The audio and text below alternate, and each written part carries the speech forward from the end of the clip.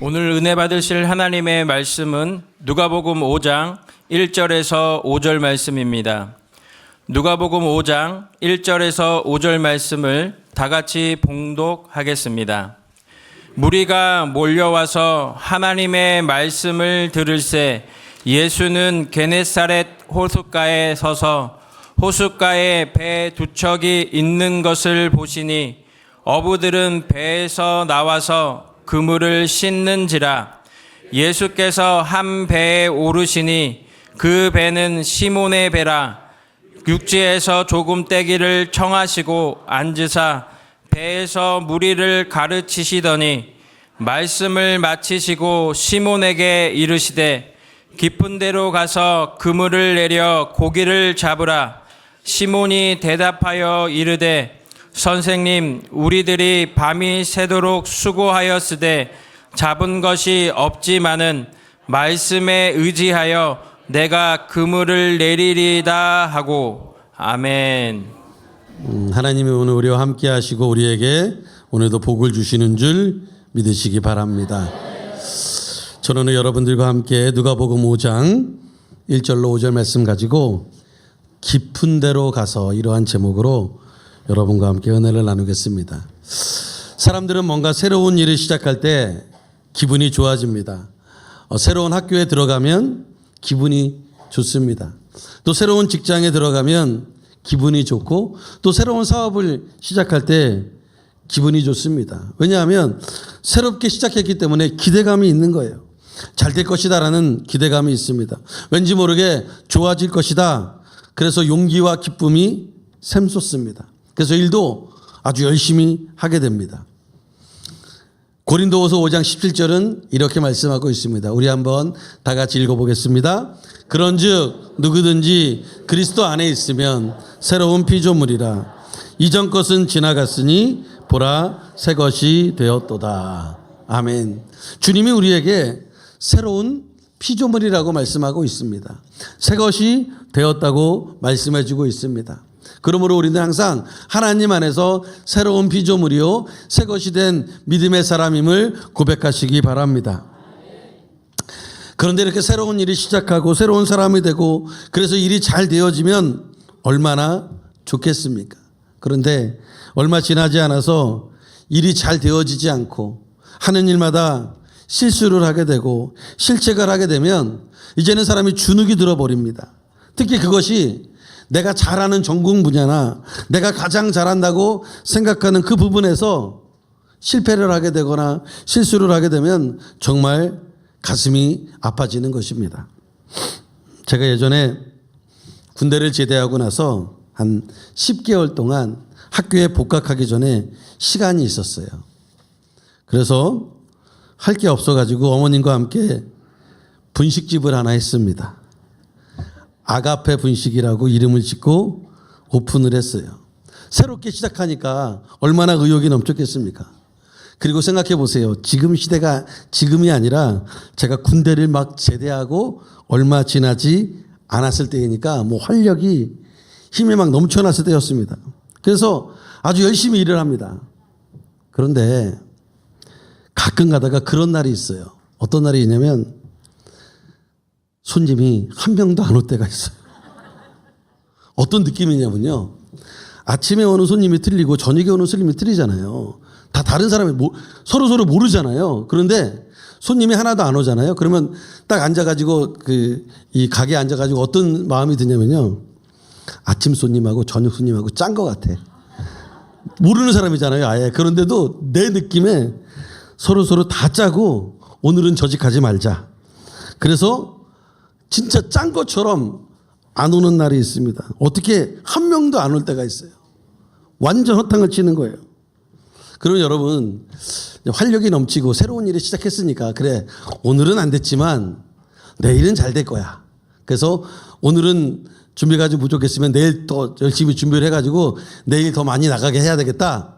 아니면 나가서 뭐 전단지라도 돌려야지. 그런 마음이 들어야 되잖아요. 전혀 그렇지 않아요. 경험자로서 말씀드리는데 전혀 그런 마음이 들지 않고 기분이 너무나 안 좋습니다. 그래서 짜증이 막 이렇게 올라와요. 그래서 어머님하고 둘이 했는데 둘이 같이 앉아 있는 거예요. 그러면 사소한 것 가지고 아주 사소한 거. 우리 지금 여기 있잖아요. 근데 갑자기 여기다 놨다? 이거 가지고 대판 싸워요. 왜냐하면 왜 여기 써야 되는 게 여기 서로 막 아무것도 아닌 일이잖아. 정말 아무것도 아닌 일이고 정말 사소한 일인데 그거 갖고 막 싸웁니다. 반면에 장사가 잘 되는 날은 여러분 몸이 힘들죠. 왜냐하면 뭐 하나라도 더 끓여야 되고 뭐 하나라도 더 싸야 되고 뭐 하나라도 내야 되니까 몸이 힘들어요. 그럼에도 불구하고 짜증이 안 나요. 이게 여기 건 아무 상관없어. 그런 건 아무 문제가 안 돼요. 정말 기분이 좋고 그래서 제가 옛말이 하나 틀린 게 없어. 곳간에서 인심 난다는 말 맞는 말입니다. 돈이 들어오고 또 손님이 많아지면 기분이 좋은 거예요. 제가 이야기 드리면 장사나 이제 사업하시는 분들은 제 이야기가 무슨 일인지 잘 알 거예요. 그래서 헛땅친 날은 어머님과 제가 서로 조심합니다. 왜냐하면 잘못하다가 큰 싸움 나니까 서로 조심해요. 제가 왜 갑자기 이 얘기를 드리냐. 여러분 오늘 우리 본문 말씀을 좀 봐야 되는데요. 본문 말씀 볼 때 여러분이 철저하게 내가 베드로다 생각하고 우리는 너무 성경을 전지적인 시점에서 봐요. 너무나 다 알아. A부터 B까지 뭐 목사님이 뭘 하면 1대지 2대지 3대지 다 알아요.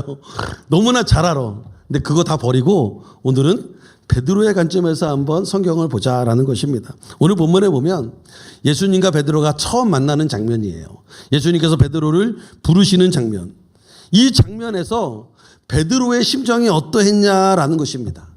베드로가 지금 어떤 상황에 있는데 예수님이 베드로를 만나 주셨냐라고 하는 것을 보려고 하는 거예요. 여러분 베드로의 직업이 뭡니까? 어부예요. 어부. 마태복음 4장 18절에는 그것을 이렇게 말합니다. 읽어볼까요? 갈릴리 해변에 다니시 두 형제 곧 베드로라 하는 시몬과 그의 형제 안드레가 바다에 금을 던지는 것을 보시니 그들은 어부라. 그러니까 베드로는 고기를 잡아서 생계를 이어가는 사람이었습니다. 그리고 이 갈릴리 호수, 게네사레라고 얘기하는데 이 갈릴리 호수에서 잔뼈가 굵은 사람이에요. 여기서 어디엔 그물을 던져야지 고기가 나오고 어떤 고기가 잡히고 뭐 겨울에는 어떻게 잡히고 여름에는 이런 걸 너무나 잘 아는 그러한 사람입니다. 그날도 어둑어둑해질 때 배에 그물을 싣고 고기를 잡으러 나갔습니다. 오늘은 이 정도는 잡을 수 있겠지라는 희망을 가지고 나갔어요.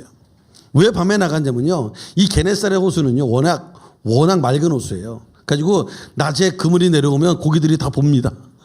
그래가지고 그물 내리면 다 도망을 가요. 그래서 낮에 못 내려요. 또 여기는 제가 지난번에 말씀드렸듯이 이스라엘은 건기와 우기가 있잖아요. 건기가 되면 이 태양볕이 낮에 굉장히 뜨겁게 치기 때문에 이 해수면이 기온이 올라가요. 그러면 이 위로 고기들이 못 옵니다. 기온이 올라갔으니까. 근데 밤이 되면 기온이 떨어져요. 그러면 위에 올라와서 플랑크톤도 먹고 또 다른 것도 먹을 수 있는 그렇게 되기 때문에 낮에 고기를 잡는 게 아니라 여기는 밤에 고기를 잡습니다. 그래서 밤에 이 베드로가 그물을 챙겨가지고 배를 띄워서 이제 고기를 잡으러 나갔습니다. 그런데 이날 밤에 고기들이 제가 아까 말씀드린 우리 손님들이 아침 손님 저녁 손님 약속한 것처럼 한 마리도 잡히지가 않는 거예요. 어떻게 그물을 피해가도 그렇게 피해갈 수 있느냐. 내가 그물을 많이 쳤음에도 불구하고 베드로의 그물에 한 마리도 잡히지 않는 거예요. 오랫동안 고기를 잡아왔지 않습니까? 자기가 어부이지 않습니까? 그런데 정말 이런 날이 별로 없습니다. 어떻게 피레미 새끼 한 마리도 건지지 못했는지 정말 화가 머리끝까지 났습니다. 자기가 가지고 있는 물고기 잡는 기술을 다 동원해서 모든 경험을 총동원해서 물고기를 잡으려고 했지만 한 마리도 잡지 못했어요. 그걸 어떻게 알 수 있냐? 오늘 누가복음 5장 5절 상반절에 이렇게 말합니다. 읽어볼까요? 시몬이 대답하여 이르되 선생님 우리들이 밤이 새도록 수고하였을 때 잡은 것이 없지만은. 그러니까 잡은 것이 없다는 거예요. 밤새도록 수고했는데 잡은 것이 없다라는 것입니다. 화가 막 너무 많이 났어요. 근데 또 여러분 베드로는 원래 성격이 어떤 사람이에요? 다혈질이에요. 우리말로 하면 더러워요. 제자들 중에서 가장 성질이 급한 사람입니다. 예수님께서 바다 위를 걸어오실 때 이 귀신인지 아닌지 모르는데 예수님이라고 하니까 그때 제일 먼저 손을 들고 만약 예수님이거든 나를 바다 위로 걷게 해주십시오라고 얘기한 사람이 베드로예요. 다른 제자들은 감히 얘기를 못하고 있는데 그냥 성격이 너무 급해. 거기다가 예수님을 잡으러 온 그 로마 병족의 귀를 자른 사람이 누구예요? 베드로예요. 그만큼 하여간 뭔가 일을 저지르고 보는 사람이 베드로입니다. 성격이 그냥 너무 급하고 다혈질인 사람이에요. 이런 사람이 고기를 한 마리도 못 잡았어요. 화가 머리끝까지 났습니다. 그런데 생각해 보면 누가 뭐 잘못해가지고 내가 못 잡은 게 아니잖아요. 누가 막 방해를 했거나 아니면 누가 막 이렇게 훈수를 뒀는데 그쪽으로 가서 했다가 잘못 잡으면 그 사람 탓을 하겠죠. 그런데 자기 능력으로 나왔다가 못 잡았으니까 자기 능력 부족이니까 뭐라고 말도 못하고 혼자 막 화가 막 안에서는 막 부글부글 끓었습니다. 이럴 때 베드로 건드리면 안 돼요. 뼈도 못 추립니다. 말고보다 더 어렵게 될 수도 있어요. 그런데 베드로가 그런 상황에서 밤새도록 수고했는데 고기를 못 잡았는데 부두로 돌아왔습니다. 근데 그 어부들은요 항상 부두에 돌아오면 해야 되는 일이 있어요. 뭐냐면 그물 정리를 해야 됩니다. 그래야 그게 꼬이지 않고 다음날 또 나갈 수 있으니까 그물을 정리하고 있는데 갑자기 그날은 이 부두가 다른 날과 달라요. 어떻게 다르냐 봤더니 어떤 한 사람이 부둣가 앞에서 막 얘기를 하고 있고 막 수많은 군중들이 그 부둣가에 있는 거예요. 아니 고기 못 잡아가지고 창피해 죽겠는데 빈 배로 왔잖아요. 다른 배들은 뭐 채워갖고 왔는데 자기는 빈 배로 왔으니까 비교해 보니까 너무 창피한데 그날따라 다른 사람들이 막 있는 거예요. 얼마나 창피해. 그런데 문제가 뭐냐면요. 그렇게 창피하고 화가 나고 왜 이런 사람들이 여기 와 있어. 평상시와 다르게 그랬는데요. 갑자기 그렇게 얘기하던 한 사람이 자기 앞으로 오는 거예요. 그러더니 자기 배에 그냥 올라탔어요. 여러분이 베드로라면 어떡하겠습니까? 만약에 저라면요. 아니 지금 정신이 있어 없어. 왜 남의 배를 타고 그래? 그 이상 얘기는 내가 안 하고 뭐라고 막 했을 거 아니겠습니까? 목살을 잡든지 내가라고. 나 지금 힘들어 죽겠다고. 왜냐하면 밤새도록 고기 못 잡았죠. 여러분 이 고기 잡는 사람들은요 밥을 어디서 먹습니까? 배에서 먹잖아요. 언제 먹어요? 고기를 잡아야 먹지. 고기를 잡아야 그것을 회를 쳐가지고 초고추장을 탁 찍어가지고 그냥 먹어야 되는데 이 사람들이 초고추장을 먹었는지 모르겠지만 하여간 그렇게 해서 먹어야 되는데 잡은 게 없잖아요. 그러면 밥 먹을 힘이 나요? 안 나요? 안 나요. 여러분 허탕 치면요 밥 먹을 힘도 없어 그냥. 그런데 그러고는 돌아와서 이제 털레 힘들고 빨리 정리하고 어떻게 해야 돼? 그물 정리하고 들어가 자야죠. 밥도 못 먹었으니까 어디 뭐 해장을 하러 가든지 뭐 하든지 그러고 있는데 갑자기 자기 배에 딴 사람이 타면 그걸 가만두겠습니까? 누가복음 5장 3절은 이렇게 말합니다. 읽어볼까요? 예수께서 한 배에 오르시니 그 배는 시몬의 배라. 육지에서 조금 떼기를 청하시고 앉으사 배에서 무리를 가르치시더니. 근데 이게 보면 신기한 게 나오는 게 베드로가 그렇게 화가 나 있을 거 아닙니까? 그런데 순수하게 배를 떨어뜨려요. 그러니까 이 분이 왔을 때 그냥 심정 같으면 멱살을 붙잡고 빨리 나가라고 나 집에 가서 자야겠다고 이렇게 얘기해야 되는데 그러지 않고 순수하게 육지에서 배를 떨어뜨립니다. 전 이해가 안 됐어요. 베드로의 원래 성정으로 따지면 밀쳐내야 되는 거거든요. 막 욕을 하고 어디 와서 이러냐고 막 나 화나 주겠다고 막 이러고 해야 되는데 그렇게 안 한답니다. 왜 그랬을까? 여러분 이 사람이요 아무리 화가 나도요 지가 살지 죽을지를 알아요. 그게 무슨 얘기냐면요. 만약에 이 사람을 밀쳐내잖아요. 그럼 누가 있어요? 그 사람 얘기를 누가 듣고 있었어요? 많은 무리가 듣고 있었어요. 경청하고 있었어요. 예수님이 그걸 보고 너무나 얘기를 잘 들으니까 더 잘하게 하기 위해서 배를 띄우라고 한 거잖아요. 그러니까 만약에 이 사람을 밀치거나 이 사람에게 해를 주면 누가 달려들어요? 무리가 달려들어요. 만약에 누가 와서 저를 해코지하면 여러분이 달려들잖아요. 아니에요?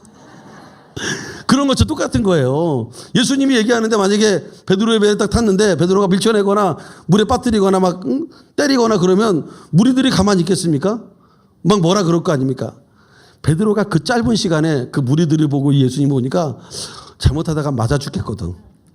내 성질대로 하다가는 맞아 죽을 것 같아요. 그래서 그냥 어쩔 수 없이 하기 싫은데 어쩔 수 없이 짜증은 나는데 배에서 육지에서 예수님을 태우고 배를 약간 떨어뜨렸습니다. 그러니까 무리가 없었으면 분명히 예수님 안 태웠을 거예요. 근데 무리가 있기 때문에 예수님을 태웠어요. 그리고 떨어뜨렸습니다. 이제 이 베드로의 배에는 누가만 있는 거예요? 예수님하고 베드로만 있습니다. 그리고 그때 예수님이 베드로는 아랑곳하지 않고 그 무리들을 위해서 복음을 증거하십니다. 회개하라, 천국에 가까이 왔다고 말씀하시고 막 하나님의 복음을 막 증거하셨어요. 베드로는 어쩔 수 없이 예수님의 말씀을 가장 가까이에서 들을 수밖에 없었어요. 듣고 싶어서 들은 게 아닙니다.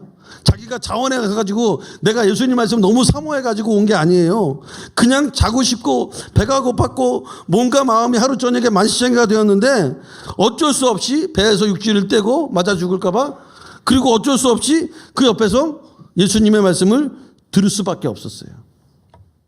그런데 이게 베드로의 인생을 바꿔놓습니다.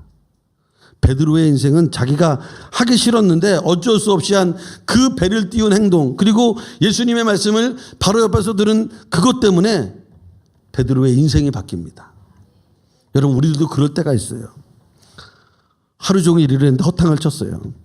그런데 그날이 금요일이야. 금요일 성령 대망회를 가야 돼요. 어제 하루 종일 일했는데 아무것도 못했어. 근데 오늘 주일이에요. 주일 예배 가야 돼요. 가기가 싫습니다. 모든 의욕이 사라졌습니다. 오늘 이것저것 힘들어서 짜증이 났습니다. 그런데 안 가면 누구한테 연락이 와요? 교구장한테 연락이 와요. 지역장님한테 연락이 와. 가기 싫었는데 연락 오니까 어쩔 수 없이 또 안 갈 수가 없습니다. 그러니까 은혜 받으려고 자원해서 온 게 아니라 어쩔 수 없이 끌려오고 눈치 보고 오고 남들 그 상황 보고 어쩔 수 없이 온 거예요. 왔더니 막 목사님이 앞자리에 앉으라 그러고 막 뒤에 다 와라 그러고 막. 저는 그렇게 잘 안 하지만 그렇게만 하라 그러면 여러분 짜증이 나겠어요? 안 나겠어요? 아니 내가 온 것만 해도 어딘데, 오기 싫었는데 온 것만 해도 어딘데 앞에 오라 그러고 막 졸려 죽겠는데 막 이쪽으로 오라 그러고 기분이 안 좋습니다. 그런데요 여러분, 그럼에도 불구하고 예수님께 가장 가까이에서 들은 그 말씀이 은혜가 된다라는 거예요. 그 말씀이 인생을 바꾸는 말씀임을 믿으시기 바랍니다. 그래서 하나님 말씀은 가까이에서 들어야 돼요. 이 가까이에서 들은다는 것이 거리적인 가까움만을 이야기하는 게 아닙니다. 우리가 매번 주님의 말씀을 들어야 된다는 거예요. 수요일도 주일도 하나님 말씀을 들어야 된다는 거예요. 아니 이렇게 춥고 이렇게 다다음 주 설이라서 힘든데 갑자기 또 다음 주에 새벽기도 있다 그러고 막 이게 뭔가 갑자기 그럴 수 있잖아요. 그런데 그렇게 가까이서 들을 때 어떤 일이 벌어지냐? 베드로와 같이 인생이 바뀌는 것을 믿으시기 바랍니다. 사도행전에 보면 사도 바울의 이야기가 나오는데 그 중에 하나가 뭐냐면 사도 바울의 이야기를 멀리서 들었던 사람의 이야기가 나옵니다. 그 사람 이름이 뭐냐면요, 성은 유시고 이름은 두고예요. 유두고라고. 이 사람이 바울이 이야기할 때 3층 창문에 걸터 앉았어요. 성경을 자세히 보면 걸터 앉았는데 어떻게 앉았냐? 제가 걸터 앉은 거를 딱 그 느낌을 어떻게 보냐면, 보통 걸터 앉으면 양 다리를 이렇게 모아가지고 걸터 앉잖아요. 이렇게 다리를 모아 앉아서 걸터 앉는데 제가 보는 느낌은 양 다리를 이렇게 본 것 같아. 하나는 바깥에, 하나는 안에. 그래가지고 양쪽을 다 보면서 이렇게 왔다 갔다 보면서 그러고 있었던 것 같아요. 그러다가 바울의 설교가 좀 길어지니까 졸았네요. 그래서 어떻게 됐어요? 떨어져 죽었어요. 물론 나중에 이제 바울이 살려주긴 하지만, 그 유두고라는 청년이 그랬습니다. 사도행전 20장 9절이 그것을 이렇게 말합니다. 유두고라는 청년이 창에 걸터 앉아 있다가 깊이 졸더니 바울이 강론하기를 더 오래 하며 졸음을 이기지 못하여 3층에서 떨어지거늘 일으켜 보니 죽었는지라 말하고 있어요. 여러분, 멀리서 들은 사람은 떨어져 죽습니다. 물론 살려주시는데 떨어져 죽어요. 근데 듣기 싫어도 가까이서 들은 사람은 예수님의 수제자가 된 것을 믿으시기 바랍니다. 또 보세요, 여러분. 지금 그 예수님의 말씀을 들으려고 그 아침에 누가 왔었어요? 무리들이 왔잖아요. 베드로가 그 사람들 무서워서 예수님이 배에 올라오셨을 때 배를 약간 띄웠지 않습니까? 진짜 성격대로 하면 밀쳐냈어야 되는데 진짜 성격대로 하면 떨어뜨려야 됐었는데 그러지 않고 했잖아요. 그런데 자세히 보세요. 그 무리들은 자원에서 온 거 아닙니까? 예수님이 오라 그래서 온 게 아니고 자원에서 온 사람들이에요. 그런데 예수님의 말씀을 멀리서 들으니까 이 사람들 중에서는 제자가 나오지 않았어요. 그런데 예수님의 말씀을 가장 가까이서 들은 베드로는 예수님의 수제자가 되었다는 것입니다. 그래서 여러분 우리는 주의 말씀을 가까이서 들어야 돼요. 가까이가 거리적인 것뿐만 아니라 이 타임적인 것도 마찬가지로 많이 들어야 되고 가까이서 들을 때 하나님의 역사가 일어나는 줄 믿으시기 바랍니다. 근데 예수님께서요, 이 배가 베드로의 배인지 모르고 올라가셨을까? 잘못하다가는 맞을 수도 있다는 생각을 안 하시고 올라가셨을까? 라는 의문이 들잖아요. 왜냐하면 거기 배 두 척이 있다고 성경이 말하거든요. 두 척이 있었는데 그중에 그냥 어쩌다 올라가 보니까 베드로의 배가 되었나? 그게 아니죠. 예수님은 이 배가 베드로의 배인 거를 알았어요. 그래서 그 배에 올라갔습니다. 그리고 이 배가 아무것도 없는 배인 줄 알았어요. 왜냐하면 고기를 잡으면 이게 만선이 되면 고기가 많아야 되잖아요. 고기 하나도 없어요. 그래서 예수님이 일부러 그 배에 오르신 거예요. 맞을 것을 각오하시고 그 베드로가 어떻게 나올지 잘 모르지만 하여간 이 배에 뭔가를 주고 싶어서 그 배에 오르신 것입니다. 예수님의 깊은 의도가 거기에 있는 거예요. 여러분, 하나님의 일에는요, 공짜가 없습니다. 우리가 생각하기에 우리가 구원을 예수 믿고 공짜로 받았다고 생각하는데 우리는 공짜로 받았지만 하나님께서는 공짜로 일하지 않았어요. 하나님께서는 자기의 가장 사랑하시는 자기의 아들 예수 그리스도를 우리에게 보내주시고 그분이 십자가에 달려 돌아가시고 부활 승천하심으로 인해서 우리가 구원을 받은 거예요. 그래서 하나님은 대가를 엄청나게 치르셨어요. 다만 우리가 대가를 치르지 않았죠. 우리에게는 예수님을 믿기만 하면 구원받는 공짜 구원도 허락해 주셨지만 거기에 따르는 대가는 하나님이 치르신 것입니다.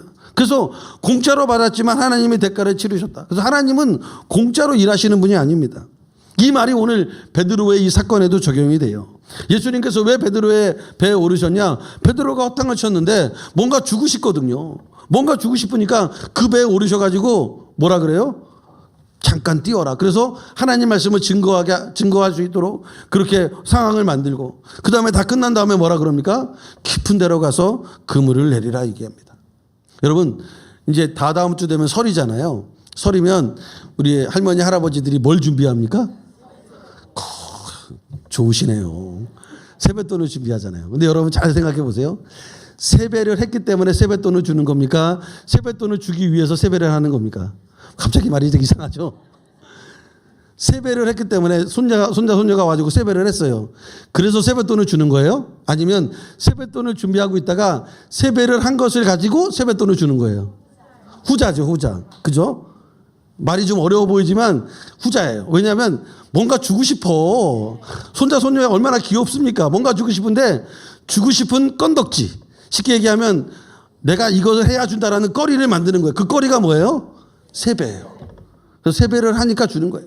여러분 부모님들이 자녀들에게 그런 이야기 많이 합니다. 야, 너 오늘 학교에서 만약에 이번 시험에서 5등만 올라가면 네가 원하는 핸드폰 바꿔줄게. 얘기하잖아요. 그런 얘기 안 해요? 하잖아요. 그러면 핸드폰을 바꿔주기 싫어서 그런 얘기를 하는 거야. 너는 절대 5등 못 올라가니까 핸드폰은 안 바꿔줘도 돼. 그런 마음으로 아이들한테 이야기하는 거예요? 아니잖아요. 바꿔주고 싶은데 그냥 바꿔주면 버릇이 없어지고 그냥 바꿔주면 아무것도 아니기 때문에 뭔가 거리를 걷는 거예요. 그러니까 바꿀 수 있는 그러한 이걸 하나 딱 걸어주는 거야. 그러면 얘가 그것을 올라가면 바꿔줘요. 근데 5등 올라가면 바꿔준다 그랬는데 4등 올라갔어. 잘 됐다. 이제 안 바꿔줘도 되겠다. 그렇습니까? 아니죠. 바꿔주죠. 야, 다음번에 더 잘해. 그리고 바꿔주는 거예요. 이게 부모 마음이에요. 여러분 예수님께서 베드로에 오르신 게 바로 이런 마음이에요. 베드로에게 뭔가 주고 싶은데 그냥 주면 안 되기 때문에 베드로에게 잠깐 띄어서 내가 말씀 증거할 수 있게 해달라고 이야기를 한 거예요. 만약에 예수님께서 부둣가에서 잠깐 띄어서 얘기하는 그 배에서 얘기하는 게 더 효율적이고 더 좋다고 한다면 예수님이 부둣가에 가셨을 때마다 배를 타고 띄어서 나갔어야 돼요. 그런데 성경에 배를 타고 띄어서 나가서 말씀을 증거하신 장면은 여기뿐이 안 나와요. 그 이야기는 뭐냐? 그 부둣가로 나가서 배를 띄워서 말씀 증거하는 게 쉽지 않다는 거예요. 여러분 생각해 보세요. 이렇게 똑바로 서서 얘기하는 거는 어렵지 않지만 여러분 배 타봐셔서 알겠지만 배는 어떻게 돼요? 출렁거려요.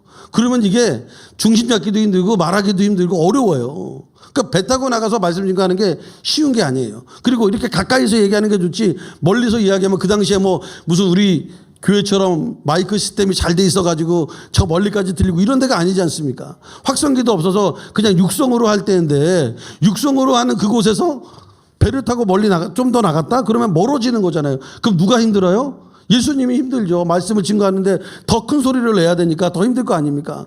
근데 그럼에도 불구하고 예수님이 베드로의 배에 탔어요. 왜? 베드로에게 뭔가를 주고 싶었어요. 베드로가 허탕을 쳤거든. 보니까 배가 비어 있거든요.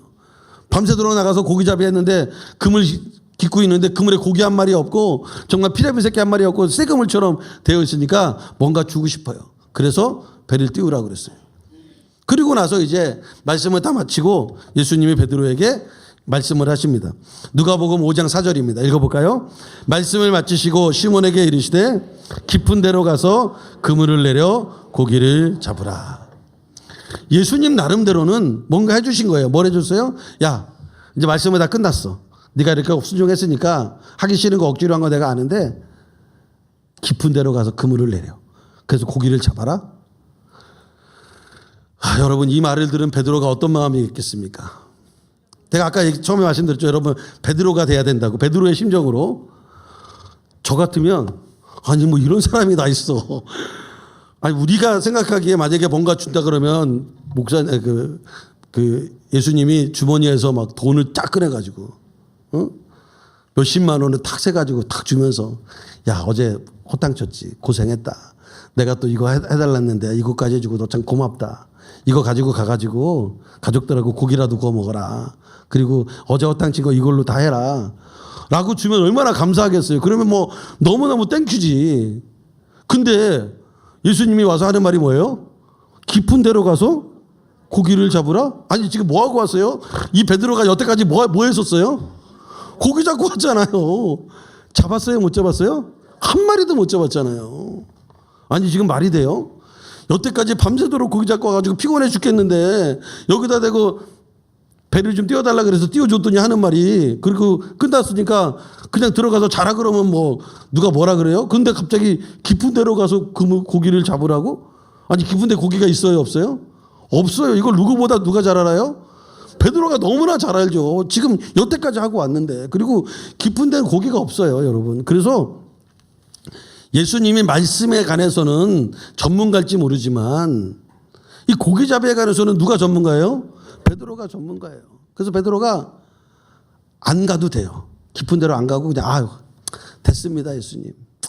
말씀 잘 증거했고 나도 말씀 다 들었으니까 이걸로 끝. 잘 들어가십시오. 저는 이제 너무 피곤해서 이제 집에 들어가야겠습니다. 라고 하면 무리들이 달려올까요? 아니죠. 무리들은 몰라 이제. 무리들하고는 끝나 말씀을 마치시고 거기 무리들하고는 끝난 거예요. 이제 베드로와 예수님과 둘의 관계인데 둘이 얘기한 거니까 아 예수님 난 너무 힘들어서 안 되겠어요. 집에 갈래요. 그러면 예수님이 너 왜 이렇게 말이 못 알아듣냐고 그러겠어요? 안 그러죠. 그런데 이때 베드로가 뭐라고 말하냐면 베드로가 여기에서 고민이 생기는 거예요. 뭐냐면 여태까지 예수님의 말씀을 배에서 가까이 들었잖아요. 그 말씀에 뭔가 힘이 있어요. 뭔가 능력이 있어요. 이 말씀대로 할 것인가 아니면 자기의 경험대로 한 것인가.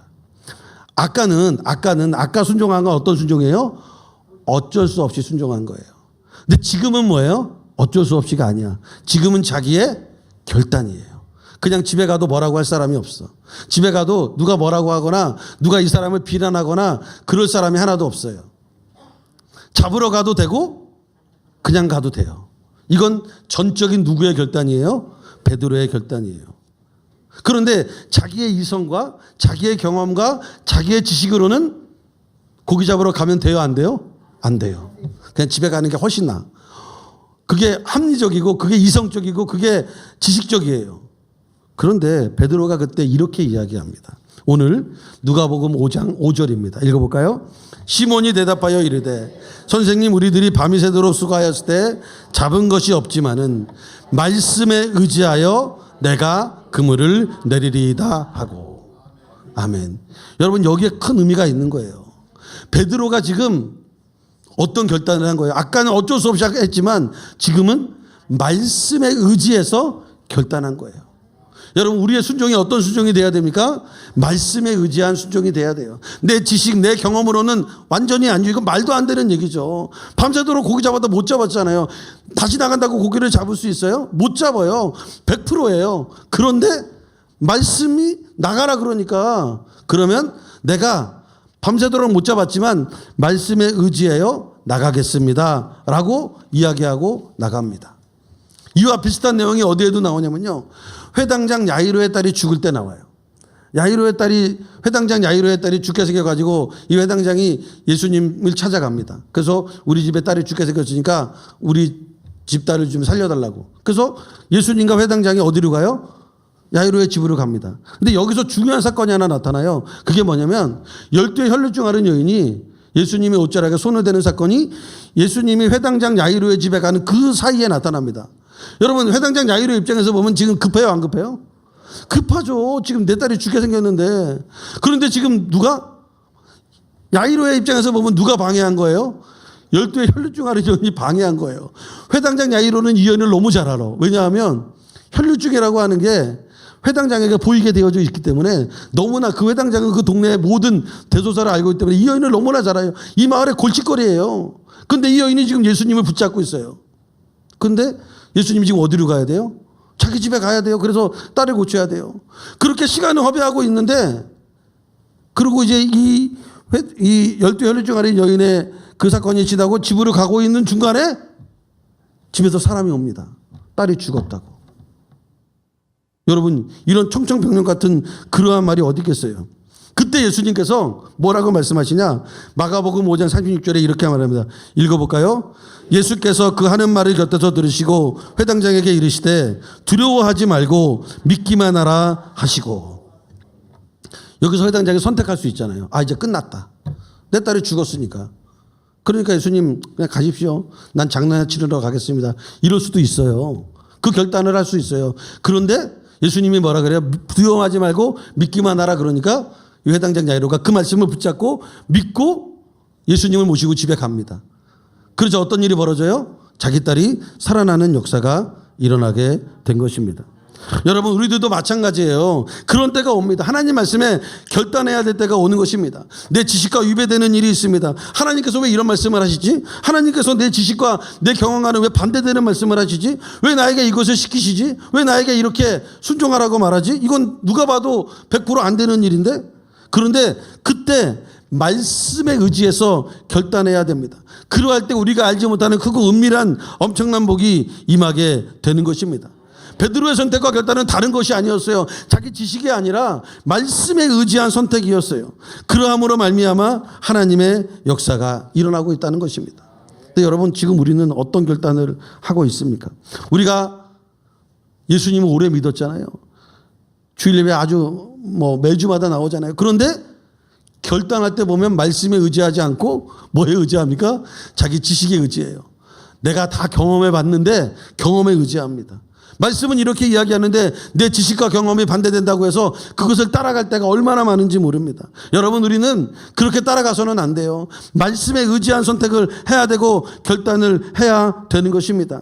왜냐? 하나님의 말씀은 어제나 오늘이나 영원토록 동일하신 것입니다. 변함이 없습니다. 그 말씀에 의지한 결단을 할 때 하나님께서 주시는 복과 은혜가 넘쳐나게 되는 줄 믿으시기 바랍니다.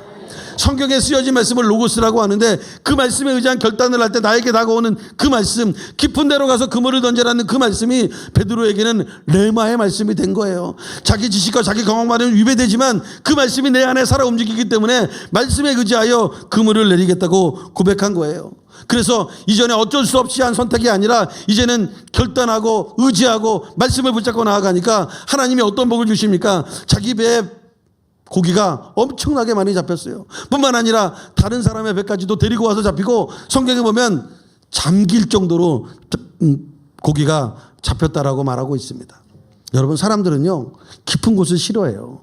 왜냐하면 깊은 곳에 들어가면 뭔가 할 줄 모르잖아요. 뭐가 있을지 어떻게 알아요. 그래서 항상 얕은 곳에 있습니다. 여러분 수영을 배울 때도요, 얕은 곳에서 배우면 수영이 늘지 않습니다. 그래서 해병대나 이런 데는 수영 배울 때 배 타고 나가지고 떨어뜨려 놔요. 살아서 돌아오게. 그러면요 사람이 죽을 것 같죠. 천만의 말씀. 어떻게 해서든지 살아서 돌아옵니다. 개염을 치든지 뭘 붙잡든지 해서 살아서 돌아오는 거예요.